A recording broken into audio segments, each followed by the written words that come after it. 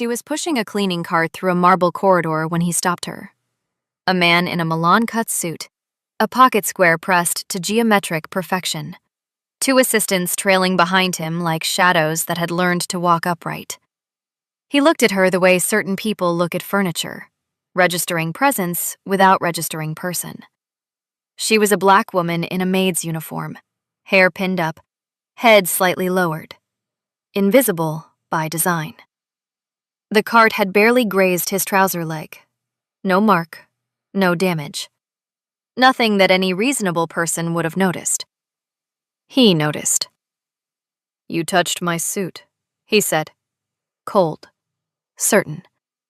The voice of a man who has never once in his life been told he was wrong. "Maids like you should watch where you're going. That's the only thing you're here for." She looked at him. Not with anger, not with fear. With something far more dangerous than either. A patience that knew something he didn't. "I apologize, sir," she said quietly. And she walked away. He watched her go and felt, for just one fraction of 1 second, that the floor was slightly lower than he expected. He ignored it, fixed his pocket square, stepped into the elevator. He was on his way to the penthouse to beg the most feared man in Seoul for protection. What he didn't know, what he couldn't have imagined in 1,000 lifetimes, was that the woman he had just dismissed in that corridor, that black woman in that uniform pushing that cart, was the most powerful person in the entire building. And the Korean Mafia boss he was going to meet was her husband. Before starting the story, comment down below where you are watching from and what time it is there. If stories of karma, love, and hidden truths move you, leave a like. Be sure to subscribe to the channel and click join to become a member and help our channel. There is a particular kind of silence that only exists in places where enormous amounts of money have been spent to make noise disappear. The Park Hanam residential complex in Seoul breathed exactly that kind of silence. 42 floors of dark glass and imported stone, rising above the Han River like a monument to the idea that some people simply do not share the same air as others. The carpets in the corridors were so thick they absorbed footsteps entirely. The elevators opened without a sound. Even the air, recycled, filtered, cooled to a precise 16 degrees Celsius year-round, seemed to have been purged of anything ordinary. It was the kind of building where people did not look at each other in the hallways. Not out of rudeness.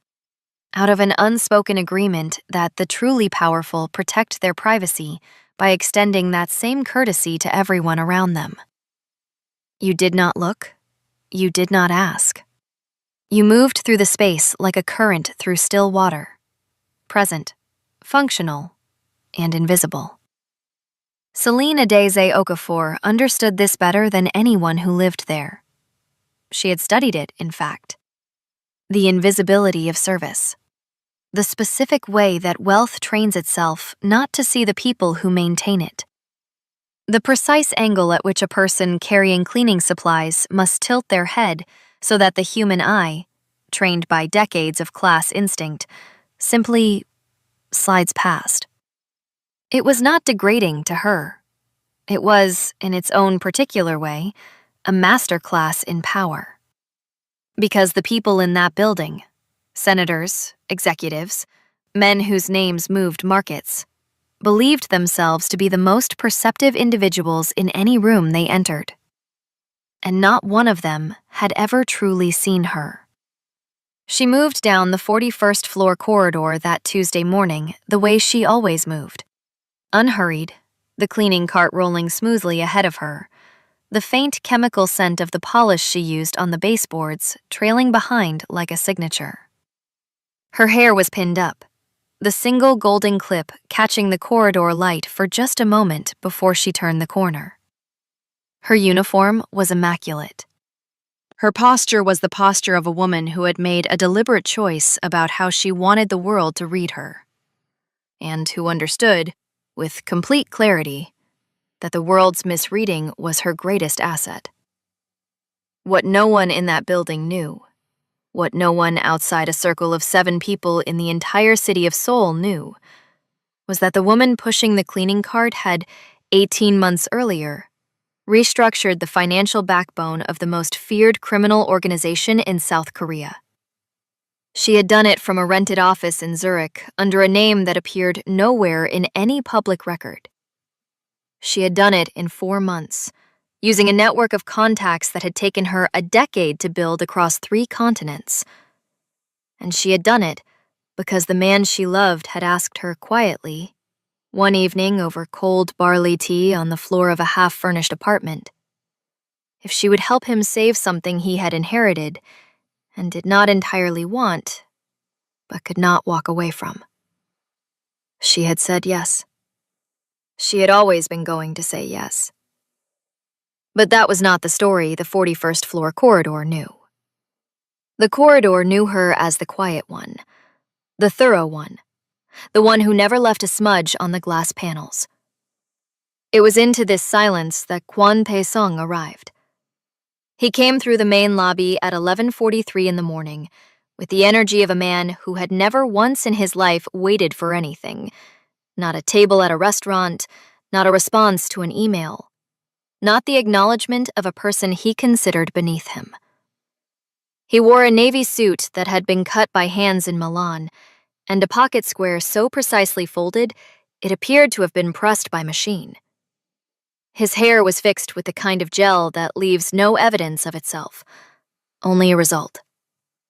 Behind him, 2 assistants moved in his wake like satellites, their eyes fixed on their devices, their mouths slightly open, ready to speak the moment he required them. He was, by every metric his world used to measure such things, impressive. He was the son of Minister Kwon Byung-chol, whose influence over the infrastructure contracts of 3 major Korean cities had been so durable and so total that it had long since ceased to be discussed in polite company, not because it was scandalous, but because it had simply become part of the architecture of how things worked. Taesong had inherited the name, the connections, and the absolute certainty that came with both. He had not, by most accounts, inherited his father's patience, or his father's instinct for reading rooms. He was here because he needed something. That was the fact that his posture and his pocket square and his Milan-cut suit were designed to obscure. That Kwon Tae-sung, for all his inherited weight, was in a position of vulnerability. The family's political protection had been quietly eroding for 3 years. A series of contracts that should have been automatic had gone to other firms.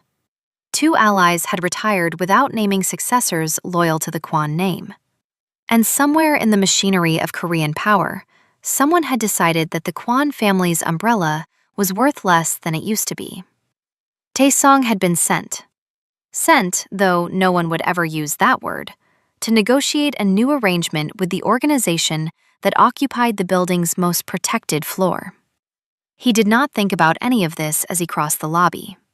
He thought about the meeting, about the impression he intended to make, about the way he would sit and the way he would speak, and the specific quality of authority he would project. He did not think about the woman he passed in the corridor on the way to the elevator. She was coming around the corner from the east wing, the cleaning cart moving smoothly, her head at that precise angle, the golden clip catching the light for exactly as long as it took him to almost walk into her. He stopped, looked down. The cart had grazed the pressed crease of his left trouser leg. A whisper of contact. Nothing visible, nothing transferable. The fabric had not wrinkled. The crease was intact. Any person with functional eyesight and a calm temperament would have registered this, concluded there was no damage, and continued walking. Kwon Tae-sung was not, in that moment, possessed of a calm temperament. "Hey." The word landed in the corridor the way a hand slaps a table. Not loud. He did not need to be loud, but waited with the absolute expectation of a response. The kind of word that had, his entire life, produced an immediate reorganization of whoever he aimed it at. She stopped, turned, and she looked at him. This was the detail that none of the three people who witnessed what followed would be able to fully articulate afterward, though each of them tried. It was not that she looked at him with contempt. It was not that she looked at him with defiance.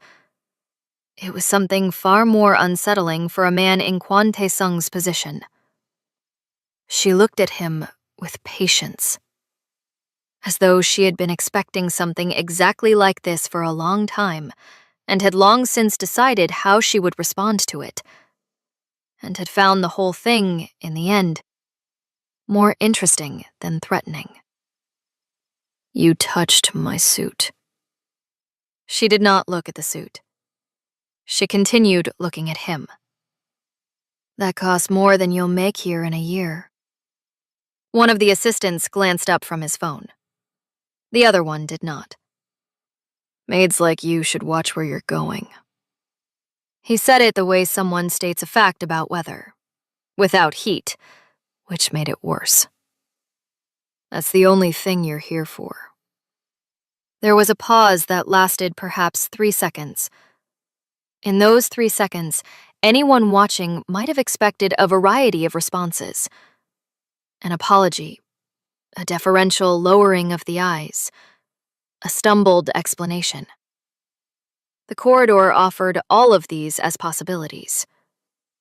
What it received was a slight tilt of the head, the faintest curve at the corner of the mouth. Not a smile. Not quite. Something that lived in the architecture of a smile without committing to it. "I apologize, sir." The voice was even, low, unhurried. The voice of someone who had chosen, very deliberately, the exact words she wanted to use, and no others. And then she turned back to the cart and continued down the corridor. Tae-sung watched her go for a moment, and in that moment, something he could not name and would not have admitted to passed through him. Not guilt, not quite. Something more like the brief sensation of having reached for a step in the dark and found the floor 2 inches lower than expected. He shook it off, fixed his pocket square, continued toward the elevator. Behind him, at the far end of the corridor, the security officer stationed near the stairwell door reached for the radio clipped to his shoulder. He pressed the transmit button once, said nothing, waited. The response came in 3 seconds. A single word in Korean. Understood. The officer released the button and returned to his position, face neutral, eyes forward. The elevator doors opened. Kwon Tae-sung stepped inside. The doors closed behind him without a sound, and the corridor returned to its silence. Thick, expensive, and now, in ways that Tae-sung could not yet feel, irreversibly altered. The 42nd floor did not appear on the building's public directory. This was not an oversight. The directory in the lobby, a sleek panel of brushed steel beside the concierge desk, listing residents by floor number and unit code, skipped from 41 to the roof access notation with the kind of seamless formatting that suggested nothing had been omitted. A person looking for a gap would not find one. The eye moved past it the way the eye moves past the space between words, registering the meaning, missing the absence. The elevator, however, knew the floor existed. If you had the right card, a matte black rectangle with no text, no logo, no visible chip. You pressed it flat against the interior panel where a 40-second button would have been, and the elevator recognized it. The floor number appeared briefly on the small display above the doors, and then disappeared as the car began to rise. By the time the doors opened, the display showed nothing at all. Kwon Tae-sung did not have the black card. He was taken to a different floor, the 38th, which contained a meeting suite maintained for exactly this kind of arranged conversation. The suite was tasteful in the way that expensive neutrality always is. Dark walnut panels, low lighting, a table that could seat 12 but had been set for 4. A tray of tea sat at the center, untouched. The windows looked east, toward the river, which was moving slowly in the afternoon light, like something that had long since stopped being in a hurry. A man was already seated when Taesung entered. Middle-aged, wire-rimmed glasses, the unremarkable quality of someone professionally trained to be forgotten. He introduced himself as a building administrator and offered Taesung a seat with the particular warmth of a person who is performing warmth rather than feeling it.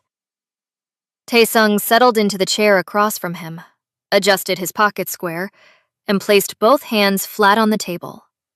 A gesture he had practiced, a gesture that said, "I am a man who does not fidget, because I am a man who does not worry."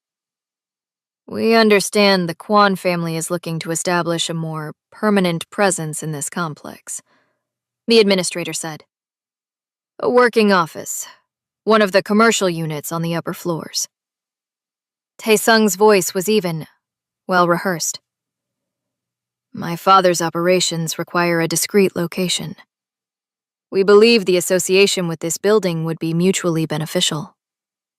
The administrator nodded slowly, as though this were interesting rather than anticipated. What neither man acknowledged, because acknowledging it directly would have been a breach of the particular etiquette that governed these meetings, was what the arrangement actually meant.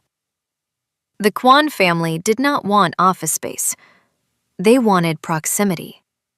They wanted to be able to say, in the rooms where such things were said, that they maintained a relationship with the organization that controlled this building. That kind of adjacency had a value that could not be listed on a property deed, but was, in certain circles, worth considerably more than the real estate itself. What Taesung had been sent to buy, in other words, was protection dressed in the language of real estate. The administrator poured tea, asked several questions about timeline, about intended usage, about the specific floors that interested the Kwan family. Taesung answered with the measured confidence of a man performing an audition he believes he has already passed. And then, in the way that conversations sometimes shift not because someone decides to shift them, but because the weight of what is not being said finally tips the balance, the administrator removed his glasses, set them on the table, and asked a question that did not belong to the script either man had been following. "You mentioned one of our staff members in the corridor earlier." Taesung blinked. Once. The gesture of a man recalibrating. "A passing comment," he said. The cart came into contact with my suit. It was a minor..." "Yes." The administrator said the word with no edge and no warmth. Simply, yes. As though Taesung had answered a question he had not actually been asked. A silence followed that was 2 or 3 seconds too long to be comfortable. Taesung reached for his tea, drank, set the cup down. "I wasn't aware her name would be relevant to..." "Her name wasn't raised." The administrator put his glasses back on. "I was simply noting the mention." The meeting continued for another 20 minutes. By its end, a follow-up had been scheduled. Nothing had been agreed, but nothing had been refused. And in the world both men occupied, the absence of refusal was itself a kind of currency. Taesung left the 38th floor with the sensation, familiar, reassuring, of a meeting that had gone as planned. He did not notice that the administrator, once the elevator doors had closed, sat very still for a moment before reaching for his phone. Did not notice the brief call that lasted 45 seconds. Did not notice, as he crossed the lobby and moved through the revolving doors into the afternoon, that the quality of the silence he left behind him had changed.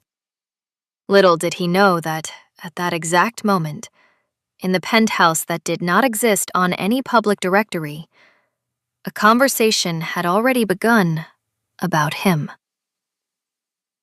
The 42nd floor was, in its way, the truest room in the building. Everything below it performed wealth. The marble, the filtered air, the carpets that ate sound. The 42nd floor did not perform anything. It simply was. The furnishings were sparse and deliberate. Dark wood, low surfaces, a single long window that ran the entire southern wall and looked out over Seoul with the quiet authority of something that has been watching for a very long time. There were no decorative objects, no artwork on the walls. The only things on the central table were a laptop, a glass of water, and a phone placed face down. Jung Hyun-woo stood at the window with his back to the room. He was not a large man in the way that the word large suggests bulk or aggression. He was large in the way that certain silences are large, in the way he occupied space, in the way the room's atmosphere organized itself around his stillness. He wore a charcoal suit, 2 buttons open at the collar, the dark lines of the tattoo on his neck just visible above the fabric. The dragon that climbed from his shoulder, wound past his collarbone, and ended at the jaw in a pattern that his enemies had learned to associate with the specific calm that preceded catastrophic decisions. He was not calm now. He was something more complex than calm. Beside the table, a man Taesung had never met and would never be told about, was delivering a brief account of the corridor interaction. No embellishment, chronological, precise. The kind of report trained by years of understanding exactly what Hyun-woo needed to hear and exactly what he could be trusted to infer on his own. When the report ended, there was a silence. "She didn't react," Hyun-woo said. It was not a question. "No." She apologized and continued. Another silence. Then, "Good." He turned from the window. His eyes, dark, deeply set, the kind of eyes that registered everything and returned nothing, moved to the phone on the table. The meeting on 38. How did he present himself? As expected. The family needs the association. He knows it. He's performing confidence to obscure the ask. Hyun-woo pulled the chair out from the table and sat. He did not pick up the phone. He looked at it for a moment as though it had said something he was considering whether to answer. Scheduled dinner. Penthouse. Tonight. The other man paused. Not from surprise, because surprise was a response this room did not encourage, but from the brief computational pause of someone adjusting a series of arrangements in real time. The 38th floor protocol suggests a second, "I know what it suggests." Silence. Tonight, Hyun-woo said again, quietly. The word the way he said most words, without emphasis, which was itself a form of emphasis. The other man nodded and left. Hyun-woo remained at the table. He reached for the glass of water, drank, set it down. In the corridor 11 floors below him, at this exact moment, Celine was finishing the east wing, moving the cart into the service alcove, removing her gloves with the practiced efficiency of someone who does everything with precisely the amount of effort it requires, and not a fraction more. The golden clip in her hair caught the alcove light. She had not told him about the corridor. She had not needed to. She had known, the moment she saw the security officer reach for his radio, that the building's nervous system would carry the information upward faster than any message she could send. She knew, also, what the information would produce in him. Not rage. She had seen his rage once, early in their marriage, directed at a man who had made a genuine threat against her. It had been quiet and total, and she had understood in that moment that she had married someone whose emotional interior was structured in the opposite way from most people she had known. The closer something came to the center of what he cared about, the quieter he became. The rage compressed inward rather than outward. It became something harder and more durable than anger. It became decision. She finished securing the alcove, pulled out her phone, a secondary device plainly cased unremarkable, and read the message that had arrived 4 minutes ago. Dinner. Tonight. 42. She read it once, put the phone away, picked up the golden clip which had slipped slightly during the alcove work, and refastened it. She looked at her reflection in the small mirror mounted above the service sink. The woman in the uniform looked back at her with calm, honey-brown eyes. She allowed herself, in the privacy of the alcove, the full version of the smile she had given Kwon Tae-sung in the corridor. Then she turned off the light and went back to work. The city changed its face at night. Seoul after dark was not a dimming of what existed in daylight. It was a replacement. The rivers of pedestrian traffic that filled the streets at noon thinned and redistributed into different channels. The restaurant floors, the private rooms of establishments that had no signs outside their doors, the back seats of cars moving between buildings whose purposes were never listed in any registry. The city did not sleep. It simply rerouted itself into arrangements that daylight made inconvenient. The Park Hanam complex changed too. The lobby, which in daylight hummed with the low-frequency energy of people arriving and departing with purpose, became at night a space of selective traffic. Fewer people, each one more deliberate. The concierge acknowledged entrances with smaller gestures, the nods of someone who knows that the people passing at this hour do not require the performance of hospitality. Kwon Tae-sung arrived at 8:47. He had dressed with the specific care of a man who understood that tonight was not the same meeting as this afternoon. That this invitation to dinner in the penthouse represented a shift in register that demanded a different presentation. He had changed into a deeper suit, charcoal rather than navy, and had removed the pocket square entirely. An instinct toward understatement that was, if he had known it, the first genuinely correct reading he had made all day. His 2 assistants had been told to wait in the car. This instruction had been delivered to him by a short message from the building's administrative line 3 hours earlier, and it had produced in him a particular quality of discomfort. The discomfort of a man accustomed to being surrounded by people whose function is to make him feel consequential, suddenly asked to walk into an unfamiliar room without that architecture around him. He had not mentioned the discomfort to his assistants. He had not mentioned it to anyone. He had straightened his collar in the car mirror and reminded himself that he was a Kwon, and that Kwons did not arrive anywhere uncertain. He crossed the lobby. The concierge looked up briefly and then looked away, which was itself a form of instruction. A different security officer from the one stationed at the door earlier in the day appeared at his left shoulder without announcement and walked him to a separate elevator bank at the far end of the lobby. Not the elevators Tae-sung had used that afternoon. These were set back from the main corridor behind a panel of dark glass that, until the officer approached it, had appeared to be a wall. Inside, the officer pressed the matte black card to the panel. A floor number appeared on the display above the doors. 42. Then disappeared. Tae-sung watched it go, said nothing, fixed his eyes on the middle distance in the way that people fix their eyes on the middle distance when they are working very hard not to appear affected by something. The elevator rose. The doors opened into a space that recalibrated his expectations so thoroughly and so immediately that he needed a full 2 seconds at the threshold before he could move. He had anticipated something designed to impress, the way the 38th floor meeting suite had been designed to impress, with its walnut panels and its positioned lighting and its table set for an audience.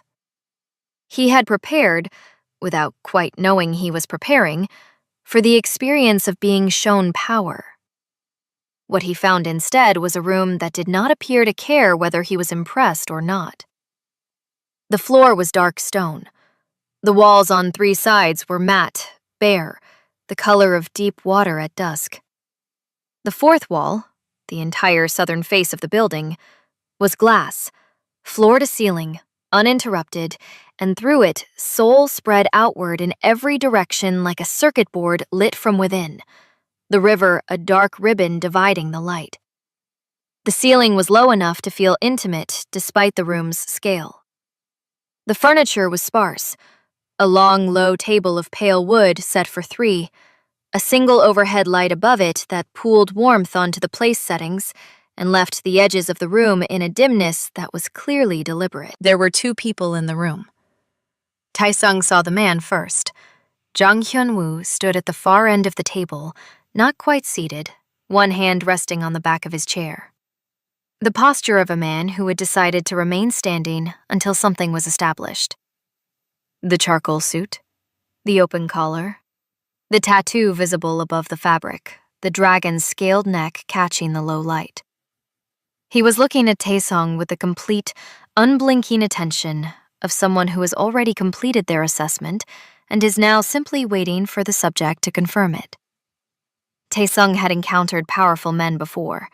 He had grown up surrounded by them, had sat at tables with ministers and prosecutors and men whose names appeared on the covers of magazines and the fronts of buildings. He understood the grammar of power as it was usually performed. The expansiveness, the ease, the deliberate signals of a man who needs you to know at all times that he is relaxed because he is in control. Hyun-woo performed none of this. He simply stood there, still, and the room arranged itself around his stillness as though it had always been designed for exactly this purpose. It was the woman that Taesung saw second. She was standing near the window, slightly to the left of Hyun-woo's position, speaking quietly to someone, a staff member, it appeared, who was receiving a brief instruction and nodding. Her back was partly to the room. Her hair was down. Taesung registered several things in rapid and uncomfortable succession. The hair, natural, enormous, perfect, was the hair of the woman in the corridor. The posture, that particular quality of uprightness, of a body that had never learned to make itself smaller in a room, was the posture of the woman in the corridor. The golden clip was gone, because the hair was down, but the absence of it was somehow more recognizable than its presence had been.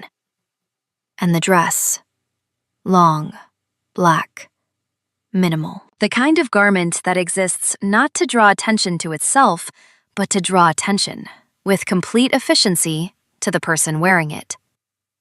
At the base of her throat, a gold chain so fine it was almost invisible, caught the light when she turned. She turned. The honey-brown eyes found him with the same quality of attention she had given him that morning. Unhurried, complete, carrying the faint and unreadable suggestion of someone who has known the ending of a story for quite some time and is waiting with genuine patience for the other characters to catch up. Taesung's mouth opened slightly, closed. In the silence of that moment, with the city burning quietly beyond the glass behind her, he understood. Not yet fully, not yet with all the implications arranged and accounted for, but at the foundational level at which understanding sometimes arrives before the mind can construct the language for it. That he had made an error this morning. Not a social error, not a question of manners. Something structural. Something that had, in the hours since he pressed the elevator button in the lobby and fixed his eyes on the middle distance and reminded himself he was a Kwon, been quietly and irrevocably changing shape. Hyun-woo spoke first. His voice was exactly as his posture suggested it would be. Low, even, carrying the particular quality of a man who has never once needed to raise it to be heard. Sit down. Not, please sit, not welcome. Two words delivered without performance, which nonetheless contained within them the complete geography of the room and everyone's position in it. Taesung sat. The dinner lasted 40 minutes. It was served by two staff members who moved in and out of the room with the trained silence of people who understood that their presence was a logistical function rather than a social one. The food was simple, far simpler than Taesung had expected. Grilled fish, rice, a cold broth with vegetables that had been prepared with obvious care but presented without ceremony. Hyunwoo ate slowly and talked very little during the meal. He asked two questions, about the specific timeline the Kwon family was working within, and about which of the family's current relationships had already proven insufficient. Both questions were asked with the tone of someone confirming information they already possess, rather than seeking information they lack. Taesung answered. He heard himself answering. He heard the confidence in his own voice and recognized it for the first time as a sound he was producing rather than a state he was inhabiting. Across the table, Celine ate with the same unhurried precision she applied to everything. She did not look at Taesung with hostility. She did not look at him with coldness. She looked at him, when she looked at him at all, with the quality of attention a person gives to something that is temporarily relevant, present, noted, not particularly important. This was worse than coldness. Taesung understood this without being able to explain it. It was after the plates had been cleared, after the staff had withdrawn and the three of them sat in the quiet of the room with the city's light shifting slowly beyond the glass, that Hyunwoo set his hands flat on the table. Not a threatening gesture, a settling one.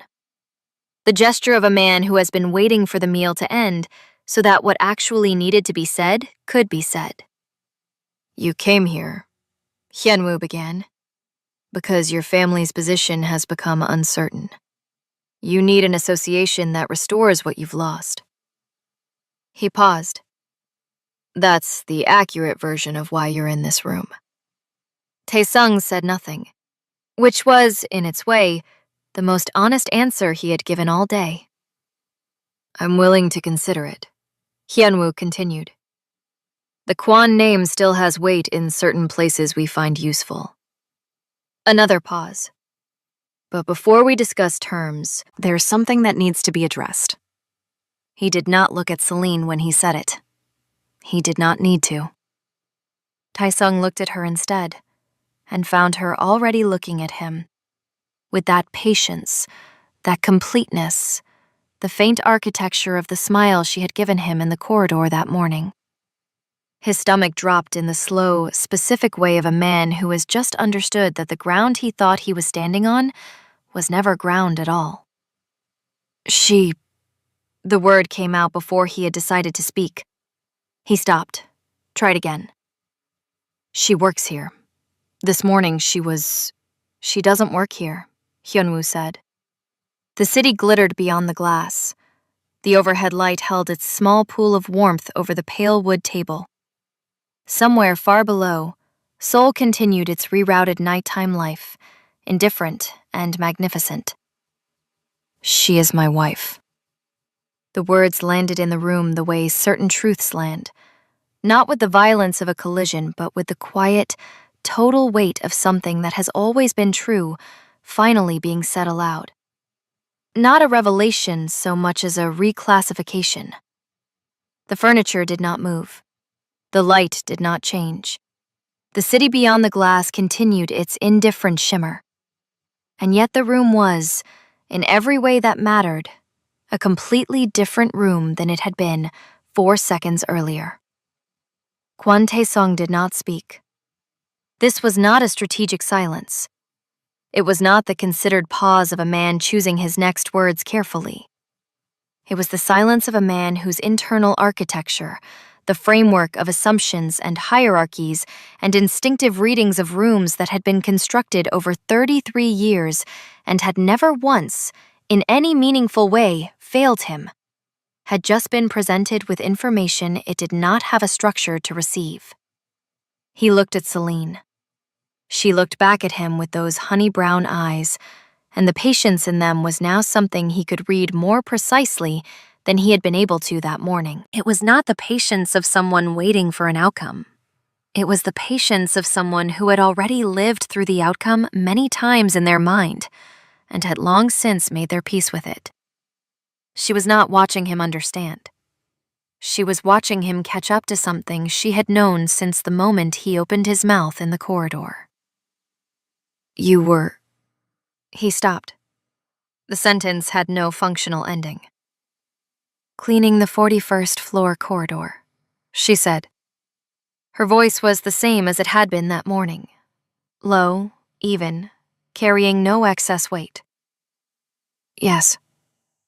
But you... am his wife. The same tone. Not completing his sentences out of unkindness, completing them out of efficiency. The way a person who has very little interest in prolonging a particular kind of confusion moves it toward resolution. Taesung turned to Hyunwoo. A mistake. Not because Hyunwoo was dangerous in this moment, though he was, but because what Taesung was looking for in that face was some form of softening, some signal that the situation contained more flexibility than it appeared to. What he found instead were those dark, unblinking eyes and the absolute stillness of a man who had decided the shape of this evening several hours ago and was now simply present while it took that shape. I didn't know, Taesung said. I know you didn't, Hyunwoo replied. Another silence. This one different in texture. Not the silence of shock, but the silence of a conversation that has arrived at its actual subject and is taking a moment to acknowledge the arrival. That, Hyunwoo continued, is the problem. He stood, not abruptly, with the same unhurried quality that characterized everything he did. The movement of a man for whom urgency has always been a choice rather than a reflex. He buttoned the single middle button of his jacket and walked to the window. Stood there with his back to the room, looking at the city the way he had looked at it earlier that day, and the day before, and every day for 6 years in this building, with the particular attention of someone who has learned to read a thing by watching it from a height. You came here tonight, he said, to ask for protection, to attach your family's name to ours in a way that restores something you've been quietly losing. He paused. And this morning, before that meeting, before that request, before you sat in the 38th floor suite and performed confidence at my administrator, you stood in my corridor and told my wife that she was only good for one thing, that she should watch where she was going, that she was nothing beyond her function. The city absorbed his words, returned nothing. You didn't know who she was, he continued. I understand that. But I want you to sit with the more important question, which is this. What did you think you knew? What did you see when you looked at her that made you certain enough to speak that way? Taesung had no answer. Not because the question was unanswerable, but because every available answer was, he now understood with cold clarity, worse than silence. Hyunwoo turned from the window. You saw a uniform. You saw a woman in a uniform who was black and who was holding a cleaning cart. And from those two facts, you constructed an entire architecture. Who she was, what she was worth, how she should be spoken to, what she was owed. He walked back to the table, did not sit, stood at the end of it with both hands in his pockets, looking at Taesung with the expression of a man delivering a verdict he finds neither satisfying nor regrettable, simply accurate. That architecture is the problem, not the words you used, the structure underneath them. Taesung's jaw was tight. He was a man who had not been spoken to this way before, not in a room like this, not by a person whose position made the words land with the weight they were landing with now. He wanted to push back. He could feel the instinct rising in him, the trained reflex of a man who had been told his entire life that his name was a form of armor. He looked at Celine. She was watching him with an expression he could not fully decode, which he was beginning to understand was a permanent condition of being looked at by her. There was no cruelty in it. There was no satisfaction of the kind he might have expected from a person who had been insulted and was now watching the insulter brought low. There was instead something that disturbed him more deeply than either of those things would have. There was interest. She was watching him the way a person watches something they find genuinely worth observing. As though his discomfort was not the point of the evening, but was, incidentally, revealing something she found worth noting. She reached to the side table beside her chair, a low surface he had not focused on when he entered, and lifted an envelope. Plain, unsealed. She set it on the pale wood table between them and pushed it forward with 2 fingers, a small and precise movement, and then folded her hands in her lap and returned to watching him. "What is this?" he said. Not quite a question. "Open it." He did. Inside were 4 pages. He read the first one slowly, then faster, and then he set it down and looked up at her with an expression that had finally moved beyond calculation into something rawer and more honest than anything he had shown that evening. The pages contained a complete account of every protection arrangement the Kwan family currently maintained. The contracts, the informal agreements, the names of the intermediaries, the dates and the sums and the specific services being provided and by whom. Information that should have been held by no more than 3 people in the Kwan family's inner circle. Information that a person with the right access, the right contacts, and the right patience could have assembled, but that had never, to Tai-sung's knowledge, been assembled in one place on 4 clean pages, presented in plain language across a table in a penthouse in Seoul. How? The second page, Celine said. He turned it, read. The second page outlined with the same clean precision the alternative infrastructure, the network of relationships and arrangements that the organization had quietly built over the preceding 18 months to render the Kwan family's existing protection entirely replaceable. Not as a threat. The document did not read as a threat. It read as a statement of fact, the way a balance sheet reads as a statement of fact. This is what exists. This is what it means. These are the implications. The third page was a proposed arrangement. Terms.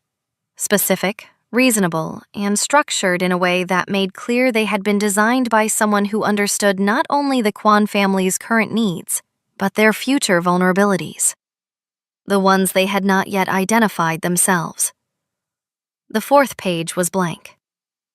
The fourth page, Celine said, is for your signature. If you agree to the terms on page 3. She paused. You can take all 4 pages with you tonight. There's no deadline, but I'd suggest you don't take longer than a week. The alternative on page 2 doesn't require your participation to become operational. It simply becomes more relevant the longer the current arrangement remains unresolved. Tae-sung looked at her for a long moment. You prepared this, he said. Yes. Before tonight. Long before tonight. He set the pages down. Something had shifted in him over the course of the last several minutes. Not a softening exactly, but a recalibration of the kind that happens when a person's model of a situation is replaced, rapidly and without their consent, by a more accurate one. He was still the same man who had walked into the lobby with his Milan suit and his fixed hair and his performed confidence. But he was that man sitting across from a woman who had, in 6 months of corridor work and 4 months of Zurich offices and a decade of carefully assembled relationships across 3 continents, built the architecture that currently held his family's future in its structure. And who had, that morning, accepted his contempt with 2 words and a half smile, and continued down the corridor pushing a cleaning cart. "Why?" he asked. The question surprised him as it left his mouth. It was more honest than he had intended. Celine looked at him for a moment. Then she glanced at Hyun-woo, who was watching her with those dark eyes and the expression he reserved for moments when she said things he already knew, but wanted to hear her say. She looked back at Tae-sung. "Because respect is not optional," she said. "It never was.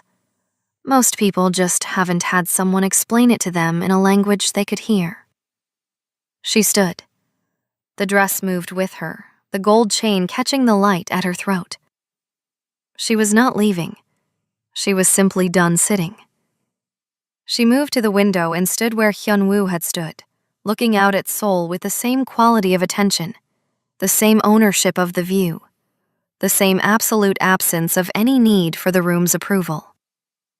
Hyun-woo remained at the table. He looked at Tae-sung with the expression of a man who has said everything he intended to say, and is now simply waiting for the other person to complete their own process. "Take the pages," he said. "Think about what you want to do." Tae-sung gathered the 4 pages, folded them once, carefully, and placed them inside his jacket. He stood, straightened. He looked for something to say, something that would allow him to leave the room as a version of himself that had not been entirely revised by the last 40 minutes. He found nothing. He nodded once, to Hyun-woo, and then, with a deliberateness that cost him something, to Celine's reflection in the dark glass of the window. She did not turn around, but in the glass he saw the faint curve at the corner of her mouth. The same curve as the corridor. The same patience. The same knowing. He walked to the elevator. The doors opened without a sound. He stepped inside. The display above the doors showed 42 for one brief moment, and then nothing. The doors closed. In the penthouse, the silence resettled itself like water finding its level. Hyun-woo moved to stand beside Celine at the window. He did not touch her immediately. He stood beside her for a moment, looking at the same city, sharing the same view. "He'll sign," she said. "I know. He'll also treat the next person in a uniform differently." Hyun-woo considered this. "You think so?" Celine was quiet for a moment. "No," she said, with an honesty that was somehow also, in its way, kind. "But he'll think about it. And that's where it starts." Hyun-woo reached up and touched the golden clip she had returned to her hair. She had pinned it back before dinner, a small and private ritual, with one finger. Barely a touch. The gesture of a man who has learned that the things he values most require almost no force to acknowledge. She leaned slightly into his shoulder. Just slightly. The city burned below them, indifferent and endless. All those lit windows holding all those lives that would wake tomorrow and move through the world reading surfaces, trusting uniforms, deciding in the first half-second of every encounter who was worth seeing and who was not. "When are you going to stop?" he asked quietly. The question he always asked. The question whose answer he already knew. She smiled, the full version, the one only this room received. "When it stops being necessary," she said. Below them, in the lobby, Kwon Tae-sung walked through the revolving doors into the Seoul night.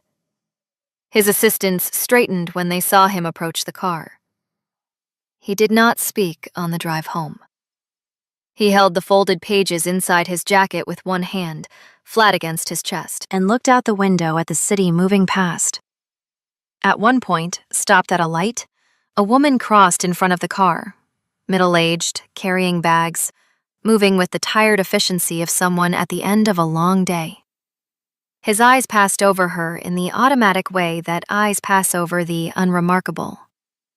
Then, for just a moment, a fraction of a second, a hesitation so brief his assistants did not notice it. He looked again. The light changed. The car moved forward. It was not redemption. It was not transformation.